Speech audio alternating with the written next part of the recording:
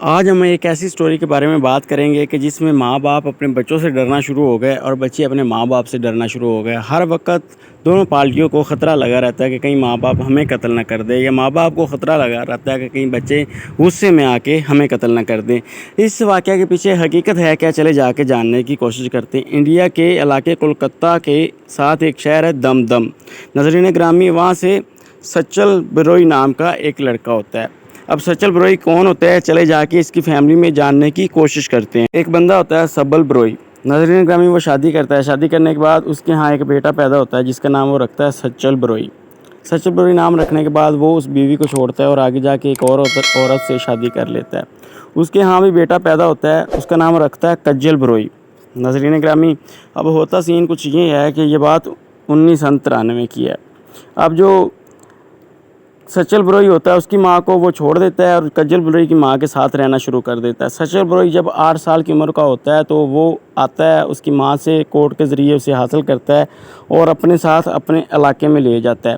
اب ہوتا کچھ سین یہ ہے کہ اب سوتیلی ماں، سوتیلا بھائی، باپ سکا اور زیادہ بیٹے کے اوپر دھیان بھی نہیں دیتا، تو جو سیلی ماں ہوتی ہے وہ بھی اسے ٹارچر کرتی ہے۔ سیلا بھائی جو ہوتا ہے وہ بھی اسے ٹارچر کرتا رہتا ہے۔ خیر، وہ اسکول پڑھ رہا ہوتا ہے، اپنے دوستوں کے ساتھ ساری باتیں شیئر کرتا رہتا ہے۔ 8 سال کی عمر میں وہ آتا ہے۔ 8 سال کی عمر سے اس کے دوست اس کے ساتھ ہوتے ہیں۔ دھیرے دھیرے اس کی عمر 16 سال ہو جاتی ہے۔ 16 سال آتے تک وہ بڑا زیادہ کنفیوز اور بڑا زیادہ غصے میں ہو جاتا ہے، کیونکہ وہ اکثر اپنے دوستوں کو وہ نشان دکھاتا ہے کہ یہ دیکھیں میری ماں نے جلتا ہوا لیٹر میرے انگلی پہ لگا دیا، یہ چھری مار دی میرے ہاتھ کے اوپر، یہ میرے بھائی نے سگریٹ لگا دی میرے بازو کے اوپر۔ اس طرح کی چیزیں کافی دکھاتا رہتا ہے۔ دوست جو ہوتے ہیں وہ بھی، اس کے 5 دوست ہوتے ہیں، وہ بھی کافی زیادہ ان کی فیملی سے ناراض ہوتے ہیں اور غصے میں ہوتے ہیں۔ ایک دن وہ پلاننگ کرتے ہیں کہ کیوں نہ ہم تمہاری فیملی کو ہی قتل کر دیں۔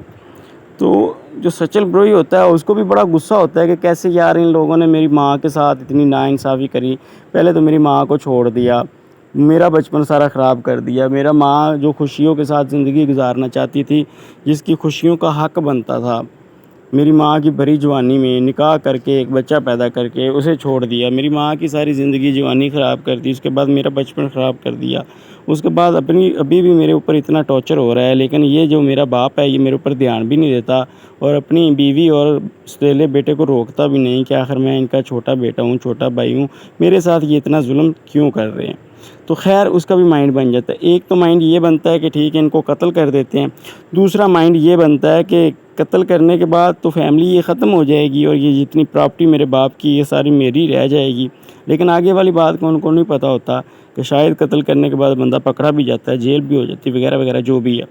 خیر، پلاننگ بن جاتی ہے۔ پانچوں کے پانچوں دوست بازار میں جاتے ہیں۔ ایک دن بازار جانے کے بعد وہاں سے وہ دستانے ٹائپ لیتے ہیں جو ہاتھوں کے اوپر گلوز چڑھائے جاتے ہیں، رسیاں لیتے ہیں اور خنجر ٹائپ لیتے ہیں جو 2 دھاری خنجر ہوتے ہیں دونوں سائڈ جن کے منہ ہوتے ہیں۔ ناظرین گرامی، شام 7 بجے جو سچل کی سوتیلی ماں ہوتی ہے وہ گھر میں ٹی وی دیکھ رہی ہوتی ہے اور سچل بھی 7 بجے اکثر آ کے ٹی وی دیکھتا ہے۔ 7 بجے وہ گھر آتا ہے، پیچھے پیچھے اس کے دوست بھی آتے ہیں۔ وہ آتا ہے، سب سے پہلے اپنی ماں کو قابو کرتا ہے، ساتھ میں اس کے دوست بھی اس کی ماں کو قابو کرتے ہیں، ایک چیئر کے ساتھ باندھ دیتے ہیں، باندھنے کے بعد اس کا منہ بھی باندھ دیتے ہیں۔ گھنٹے ڈیڑھ بعد اس کا بڑا بھائی کجل بھی آ جاتا ہے۔ کجل بروئی کو بھی وہ پکڑ لیتے ہیں، دوسرے روم میں جا کے باندھ دیتے ہیں، اس کے منہ کے اوپر بھی کپڑا باندھ دیتے ہیں۔ رات 12 بجے اس کا باپ آ جاتا ہے، باپ کو باندھ دیتے ہیں، اس کے منہ کے اوپر بھی کپڑا باندھ دیتے ہیں۔ سب سے پہلے رات 12 بجے سچل بروئی اپنی ماں کے روم میں آتا ہے، اس کا گلا دباتا ہے، گلا گھونٹ کے اسے مار دیتا ہے۔ پھر وہ اپنے بھائی کے روم میں آتا ہے، بھائی کو مارا نہیں جاتا تو وہ خنجر مار مار کے اس کو قتل کر دیتا ہے۔ اس کے بعد باپ کے روم میں آتا ہے، باپ کے روم میں بھی ایسے ہی کرتا ہے، ان کو قتل کر دیتا ہے۔ قتل کرنے کے بعد اب ہوتا کچھ سین یہ ہے کہ دوپہر کا ان لوگوں نے کھانا نہیں کھایا ہوتا، وہ جناب فریج کھولتے ہیں، وہاں پہ نا بنگالی مٹھائیاں پڑی ہوتی ہیں، مٹھائیاں نکالتے ہیں، ٹیبل کے اوپر رکھتے ہیں، وہ اپنے چاقو شاقو جو ہوتے ہیں ان کو کچن سے دھو کے لاتے ہیں، ان کے ساتھ مٹھائیاں کاٹتے ہیں، کاٹنے کے بعد کھاتے ہیں۔ کھانے کے بعد وہ جو چاقو وغیرہ ہوتے ہیں وہ سجا کے ٹیبل کے اوپر رکھ دیتے ہیں اور جتنی رقم کی وہ مٹھائیاں ہوتی اتنی رقم بھی ان چاقوؤں کے نیچے رکھ دیتے ہیں۔ اب یہ ان لوگوں نے ایک مووی دیکھی ہوتی ہے، انگلش مووی، وہاں پہ ایک مجرم ہوتا ہے، جرم کرنے کے بعد ان کے گھر سے جو بھی چیز کھاتا ہے، کھانے کے بعد وہ اس کی رقم وہاں پہ رکھ کے چلا جاتا ہوتا ہے۔ یہ اسٹائل ان لوگوں نے ادھر سے سیکھا ہوتا ہے۔ خیر، رات کے 1:30 بج جاتا ہے، 1:30 بجنے کے بعد وہ اپنے دوستوں کو کہتا ہے مجھے مارو پیٹو، وہ تھوڑا سا اسے باندھتے ہیں، باندھنے کے بعد مارتے پیٹتے ہیں اور مار پیٹ کے اس کا منہ بند کر کے چلے جاتے ہیں۔ اب وہ چلے جاتے ہیں، صبح ہوتی ہے 11 گھنٹے تک وہ وہاں پہ بندہ رہتا ہے. 11 گھنٹے بعد وہ چیخنا چلانا شروع کر دیتا ہے. ہمسائے آتے ہیں گھر, جب حالت دیکھتے ہیں ہر طرف خون ہی خون پڑا ہوتا ہے فرش کے اوپر, اور بری کنڈیشن ہوتی ہے. بچہ چیخ رہا ہوتا ہے. بچے کی عمر بھی اب 16 سال تو 11 ماہ ہوتی ہے, یعنی 17 سال ہونے والا ہوتا ہے. پولیس کو فون کیا جاتا ہے, پولیس آتی, بچے کو کھولتی. سب سے پہلے تو اس کو بچے کے اوپر شک ہوتا ہے کہ یہ زندہ کیسے بچ گیا, سارے مر گئے, اس کو چوٹیں بھی کچھ خاص نہیں لگی.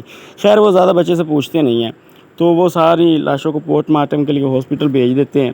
بچے سے پوچھ گچھ کرتے ہیں, پہلے تو وہ مانتا نہیں. خیر اسے تھوڑی سی سختی دکھاتے ہیں, اب نابالغ ہوتا ہے, اتنی سمجھ تو ہوتی نہیں. 1-2 تھپڑ پڑتے ہیں, جی مان جاتا ہے یہ میں نے قتل کیا. پوچھا جاتا ہے کیسے قتل کیا, وہ ساری پلاننگ بتا دیتا ہے کیسے اپنے دوستوں کے ساتھ مل کے قتل کیا, اور قتل میں نے کیا, میرے دوستوں نے میرا ساتھ دیا. تو پولیس والے کہتے ہیں یہ تو نے کیوں کیا؟ وہ کہتا ہے مجھے اس چیز کے اوپر کوئی دکھ کوئی پچھتاوا نہیں. یہ میرے سوتیلے ماں باپ ہیں, ان لوگوں نے میری ماں کی زندگی تباہ کر دی, میرا بچپن تباہ کر دیا. یہ دیکھ مجھے سگریٹ کے نشان لگے ہوئے, میرے ساتھ اتنا بڑا ظلم کرتے رہے, آخر میں کیوں نہ ان کو مارتا. خیر ان کے دوستوں کو پکڑا جاتا ہے. دوست بھی کہتے ہیں ہمیں کوئی گلا شکوہ نہیں, ہم نے اپنی دوستی میں اپنے دوست کے پیچھے یہ سب کچھ کیا. خیر ان کے اوپر ٹرائل چلتا ہے. ٹرائل چلنے کے بعد اب لوگوں کو جیسے پتہ چلتا ہے لوگ بڑے ڈر جاتے ہیں, اور اس چیز کی مانگ کرتے ہیں کہ یہ بچہ جو ہے اس کو تو پھانسی لگنی چاہیے. ناظرین, وہ جو 5 اس کے دوست ہوتے ہیں وہ تو 1 سال بعد ان کی بیل ہو جاتی, چھوٹ جاتے ہیں. یہ 1993 میں آ کے عمر قید کی اس کو سزا ہو جاتی ہے. اب جو عمر قید کی سزا ہوتی ہے وہ ٹوٹل ہوتی ہے 25 سال, لیکن اس کو کاٹنی ہوتی ہے 15 سال. خیر 2093 میں وہ پکڑا جاتا ہے. 2001 میں آ کے وہ کیا کرتا ہے کہ وہ کہتا ہے جی میری کڈنی میں درد ہو رہا ہے تو مجھے کسی ہاسپٹل میں شفٹ کروایا جائے. تو پولیس والے جو جیل انتظامیہ ہوتی ہے اسے ہاسپٹل میں شفٹ کر دیتی ہے, اور ساتھ میں 2 گارڈ بھی دے دیتی ہے. گارڈ اس کا دھیان رکھتے ہیں. اب کیا کرتا ہے وہ ایک دن اپنے دوستوں سے شراب منگواتا ہے, شراب اپنے گارڈز کو پلاتا ہے.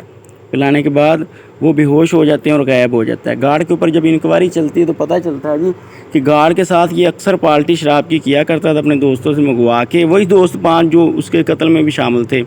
تو اس دن بھی اس نے ایسے ہی نشے کی میڈیسن ملائی. ان کے اعتماد جیتنے کے بعد آہستہ آہستہ اس دن میڈیسن ملانے کے بعد یہ غائب ہو گیا. غائب ہونے کے بعد خیر وہ کلکتہ چھوڑتا ہے, ممبئی آ جاتا ہے. وہاں پہ آ کے وہ شادی کرتا ہے. شادی کرنے کے بعد اس کے ہاں ایک بیٹا پیدا ہوتا ہے. بیٹا پیدا ہونے کے بعد وہ واپس پھر کلکتہ آ جاتا ہے. کلکتہ آنے کے بعد وہ اپنا نام چینج کرتا ہے, شیخ محمد نام رکھ لیتا ہے. لیکن پیسے کمانے کے لیے اسے محنت کرنے کی تو ضرورت نہیں ہوتی, کیونکہ وہ عادی آلسی ہوتا ہے, محنت کرنا نہیں چاہتا. لہٰذا وہ ایک گینگ میں رل جاتا ہے, چوری چکاری کرنا شروع کر دیتا ہے. کچھ عرصہ چوری چکاری کر کے اس گینگ کو چھوڑتا ہے, اگلی گینگ میں شامل ہو جاتا ہے. اگلی گینگ میں شامل ہونے کے بعد 3 مہینے بعد وہ پکڑا جاتا ہے. پکڑا جانے کے بعد وہ جیل چلا جاتا ہے. جیل چلے جانے کے بعد اسے ابھی 2-3 مہینے جیل میں ہوتے ہیں کہ جیل کا جو جیلر ہوتا ہے اس کی ڈیوٹی چینج ہو جاتی ہے. نیا جیلر آتا ہے. نیا جیلر آتا ہے, جب شیخ محمد کو دیکھتا ہے تو دیکھ کے تھوڑا سا کنفیوز ہو جاتا ہے, اس کو کہیں پہ میں نے دیکھا ہے. خیر واپس آتا ہے دفتر میں, آ کے اس کی فائل نکالتا ہے, پڑھنا شروع کر دیتا ہے. پڑھنا شروع کرنے کے بعد وہ اپنے کلیگ سے رابطہ کرتا ہے اور پوچھتا ہے کہ یار وہ جو لڑکا بھاگا تھا سچل بروئی, اس کی تصویر تو بھیجو. تصویر بھیجتے تو وہ آتا ہے, آ کے شیخ محمد سے پوچھتا ہے یہ تصویر. وہ مان جاتا ہے کہ ہاں یہ میں ہی ہوں. تو خیر یہاں پہ بات کرنے کا مقصد یہ ہے کہ وہ جب جیل میں تھا تو وہ پینٹنگ بناتا تھا, بڑی خوبصورت پینٹنگ بناتا تھا, اور جیل بھی اور عدالت بھی اسے سپورٹ کر رہی تھی, اور اکثر اس کی پینٹنگ عدالت میں بھی لگی ہوئی تھی اور جیلر اور جیل کے کمروں میں بھی لگی ہوئی تھی. اسے کافی زیادہ پسند کیا جاتا تھا پینٹنگ کی وجہ سے, اور اس کا پروفیشنل کی وجہ سے عدالت اسے سپورٹ بھی کرتی تھی. خیر جب وہ بھاگا تھا تب اس کی سزا بھی 5 سال باقی رہ گئی تھی. 2003 میں وہ آگا تھا, 1993 کو پکڑا گیا تھا. خیر ایسے کر کے مافیا لگا کے اسے مزید 3 سال قید ہوئی. قید ہونے کے بعد اچھا بیوہار کرنے کے وجہ سے اسے چھوڑ دیا جاتا ہے. چھوڑنے کے بعد اب وہ آزاد ہو جاتا ہے.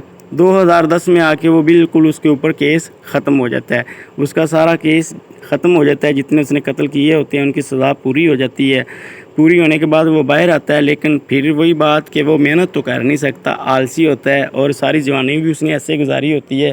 مطلب 15 سال جیل کے اندر رہ کے آ گیا, 15-16 سال پہلے عمر سے 30-32 سال کی عمر میں اب وہ محنت کرنا نہیں چاہتا, شارٹ کٹ سے امیر ہونا چاہتا. پھر وہ چوری چکاری کرنا شروع کر دیتا ہے. خیر 2010 میں باہر آیا ہوتا ہے, 2011 میں پھر جیل چلا جاتا ہے. 3 مہینے کی سزا ہو جاتی ہے چوری کے چکر میں. 3 مہینے کی سزا کاٹتا ہے, پھر باہر آ جاتا ہے.